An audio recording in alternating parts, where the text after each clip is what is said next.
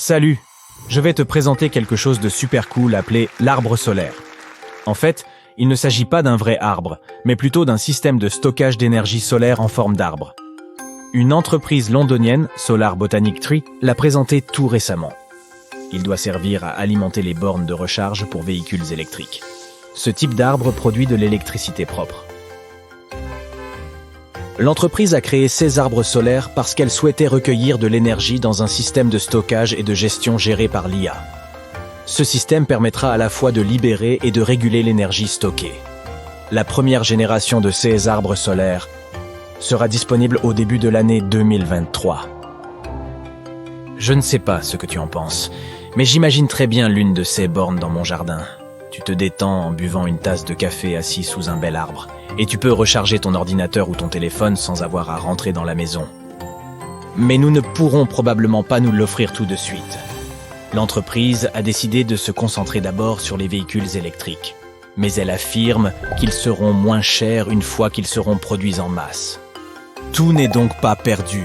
L'arbre est équipé de cellules solaires à couche mince. Il peut produire 5 kW. C'est suffisant pour alimenter un réfrigérateur, un lave-linge, un climatiseur, un four, un chauffe-eau et une télévision. Ce n'est pas la première fois que quelqu'un propose un objet qui combine en quelque sorte botanique et énergie solaire. As-tu déjà entendu parler de la Smart Flower ? Ça ressemble à une grande marguerite robotisée. La Smart Flower a suffisamment d'énergie pour recharger les appareils de ta cuisine. Comment fonctionnent les arbres solaires en général ? Ils absorbent la lumière du soleil grâce à leurs feuilles. Les feuilles sont photovoltaïques, ce qui signifie qu'elles convertissent la lumière en électricité. L'électricité descend ensuite dans le pilier central qui ressemble à un tronc et aboutit dans une batterie interne. Certains modèles sont dotés de panneaux rotatifs qui se déplacent tout au long de la journée afin que l'arbre puisse capter le plus de lumière possible et, par conséquent, produire un maximum d'électricité. Lorsque l'on construit une centrale solaire, le client reçoit généralement un contrat d'achat d'électricité qui stipule que la durée de vie de sa centrale est de 20 à 25 ans. Cela ne signifie pas que ta centrale ne vaudra plus rien après ça. En réalité, son infrastructure est vraiment stable et ses panneaux dureront probablement 40, voire 50 ans. Et tu peux les remplacer par de nouveaux modules qui seront encore plus efficaces après ça, à un prix relativement bas. Nous avons aujourd'hui de plus en plus besoin de sources d'énergie pour tous les appareils qui nous entourent. Comme ce ballon Adidas Al-Ri là. Quand on y réfléchit un peu, oui, c'est bizarre d'imaginer qu'il faille brancher son ballon de foot et le recharger comme s'il s'agissait d'un téléphone. Mais quelques mois avant la Coupe du Monde, nous avons appris que ça allait être une réalité. Il y aurait un ballon de foot doté de capteurs intelligents. Ce ballon doit aider les arbitres dans leur travail. Il recueille également des données et des statistiques sur les matchs afin que l'on puisse mieux les analyser. Il faut le charger avant chaque match pour s'assurer que son capteur intégré fonctionnera. Une fois complètement chargé, sa batterie peut durer 6 heures et nous parlons ici d'une utilisation active. Si tu n'utilises pas le ballon, son autonomie est de 18 jours. Lorsqu'un ballon sort du terrain au cours d'un match et que les joueurs en prennent un autre, personne n'a besoin de faire quoi que ce soit. Le système active automatiquement le capteur du ballon. L'énergie solaire est la plus grande source d'énergie disponible sur Terre. Chaque heure, elle atteint nos contrées avec une telle intensité qu'elle pourrait couvrir les besoins annuels de l'humanité tout entière. De plus, c'est la source d'énergie la plus rapide. Toi aussi, tu évites de laisser ton téléphone branché pendant la nuit ? En fait, ce n'est pas aussi grave qu'on le pense généralement. Tu n'abîmes pas vraiment ton téléphone en faisant ça. La technologie intelligente empêche la batterie de ton téléphone de continuer à se charger lorsqu'elle est pleine. Ton téléphone sait également qu'il doit recommencer à se charger si ta batterie se vide un peu alors qu'il est encore branché. Il n'y a aucun risque à laisser son téléphone dans une borne de recharge publique. C'est faux. Mieux vaut éviter, car tes données sont alors vulnérables.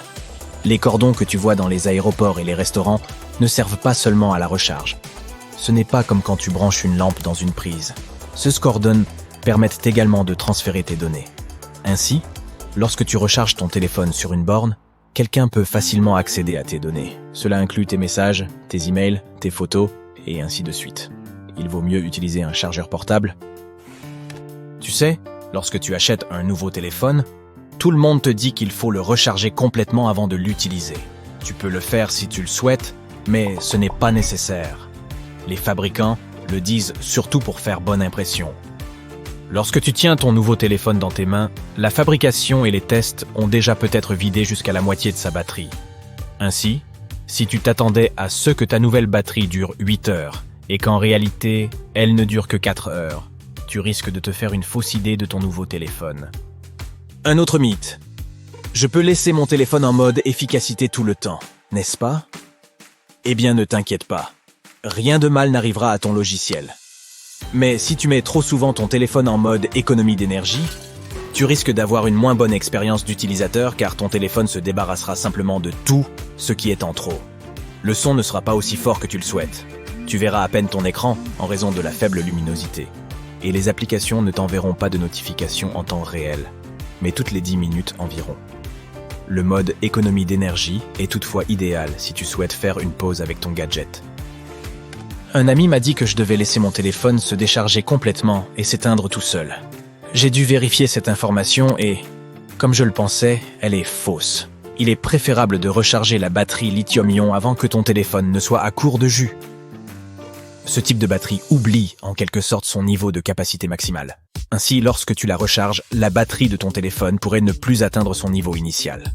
Elle peut diminuer sa capacité parce qu'elle croit qu'elle est à 100%. Une seule application peut absorber une grande partie de ta batterie, parfois jusqu'à 20%. Par exemple, certaines applications de réseaux sociaux vident la batterie de ton téléphone car elles effectuent constamment des tâches en arrière-plan, même lorsque tu ne les ouvres pas. Comme vérifier les mises à jour de statut, les messages, etc. Il est inutile d'éteindre ton téléphone pour économiser ta batterie. Faux. Nous ne refermons généralement pas nos applications après les avoir utilisées. Plus elles sont nombreuses à fonctionner en arrière-plan, plus l'autonomie de ta batterie sera réduite. Éteins donc ton téléphone au moins une fois par semaine pour les fermer toutes. Disons lorsque tu regardes un film ou que tu as une longue réunion au travail. De cette façon, tu auras 0 tâche en arrière-plan et non plus 20 tâches ou plus travaillant constamment à vider ta batterie. Il ne se passera rien si tu touches ton téléphone alors qu'il est branché, même si certains prétendent tort le contraire. C'est juste que la batterie mettra plus de temps à se recharger. Alors évite de l'utiliser si tu n'as pas beaucoup de temps. Voici l'un de mes mythes préférés. Lorsque tu perds ton chargeur, tu peux économiser de l'argent en achetant un d'une autre marque. En réalité, tu risques d'endommager ta batterie car ces chargeurs ne sont pas forcément aux normes et auront souvent une tension différente de l'original. Il n'est pas nécessaire d'appuyer sur « Éjecter » lorsque tu retires ton téléphone de ton ordinateur. Faux. Si tu n'appuies pas sur « Éjecter », tu risques d'endommager tes fichiers ou d'empêcher le téléphone de terminer sa sauvegarde. Et ne t'inquiète pas si ton appareil recherche un point Wi-Fi en permanence. Cela consomme un peu d'énergie. Et ne t'inquiète pas si ton appareil recherche un point Wi-Fi en permanence. Cela consomme un peu d'énergie, mais pas tant que ça.